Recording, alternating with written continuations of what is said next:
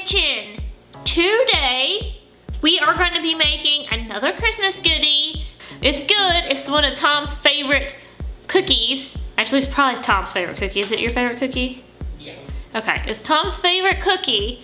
So I normally make them just around Christmas because they're few ingredients and they're not hard, it's just messy. Yeah, but this is something your kids will love. So if you got kids, get them in here, let them help you do this. These are orange cookies. Like I said, super easy, just messy. So what we're gonna do is cut over and show you how I mix my dough up. It's basically 1 box of orange supreme cake mix. You may have to hunt for it. I can only find it at Kroger. Harris Teeter doesn't have it. Dang y'all need to get with the program. 1 egg and 1 8-ounce container of Cool Whip. And you don't want it frozen, you want it kind of room temperature so it's easier to work with. Now you can use a hand mixer or a stand mixer. If you're gonna use a hand mixer, this dough is very thick and very sticky, and it could probably burn your hand mixer up, the motor in your hand mixer. So be careful if you use a hand mixer. I used my Ninja. Thank you to the Ninja again for my cut on my finger because I'm an idiot and sliced it open drying the blade. So don't do that, it's sharp. So I use my Ninja and I have a dough thing that goes in it, but you can use a stand mixer, it's completely fine. You can probably use a blender. I know it sounds weird to blend batters in a blender and not mix them, but go watch some of my Justine videos because she does it all the time and it actually works pretty well. Okay, so now what I've done is taken a cookie sheet that has edges on it. You don't want a flat cookie sheet. A cookie sheet with some edges on it. I put an entire box of powdered sugar in here because I like to make a bunch at a time. I'll end up throwing this away if you don't want to waste that much. Just get a cup or 2, spread it out on a plate, and just do a few at a time. I'm just gonna take this, dump it in here, roll them into powdered sugar, make little balls, and we're gonna pop them in the oven at 325. You wanna cook them for 4 minutes. After 4 minutes, take a fork or a spoon and smush them down so they're a little bit flatter. And you wanna cook them for about 5 more minutes. It varies based on the size and how thick you push them down.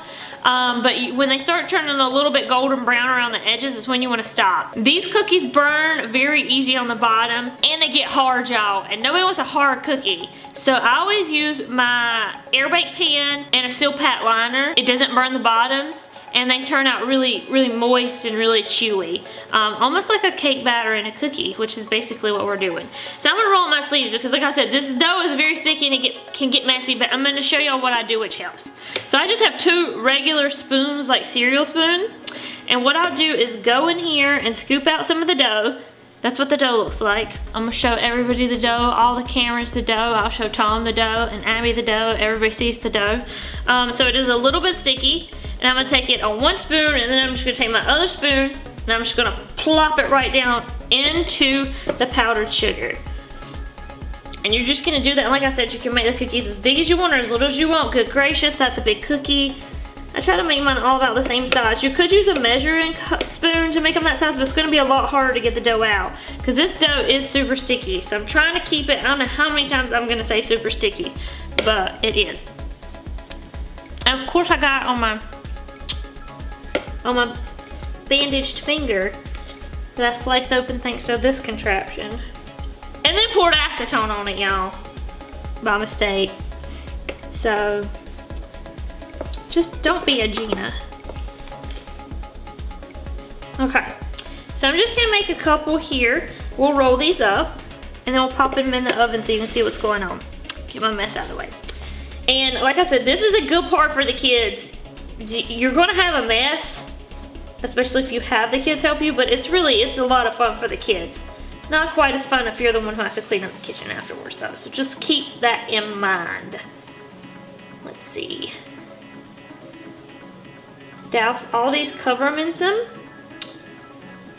powdered sugar, and then I just form them into a little ball in my hand and kind of let most of the powdered sugar fall off except for a little bit, and I'm just going to put them on my Seal Pat liner. Like I said, silicone liner, you don't need to spray it, don't have to worry about the bottoms burning. It took me a while to figure out how to do these cookies because they do burn very bad. That's actually why I started using Seal Pat liners to cook my cookies. That, and they don't spread out as much. You don't need to chill this dough because they're really not going to spread, so there's really no need to chill the dough. And this recipe makes about, if you made the cookies about the size I have them now, which I would say is probably about a tablespoon in size. They make about 2.5 dozen cookies.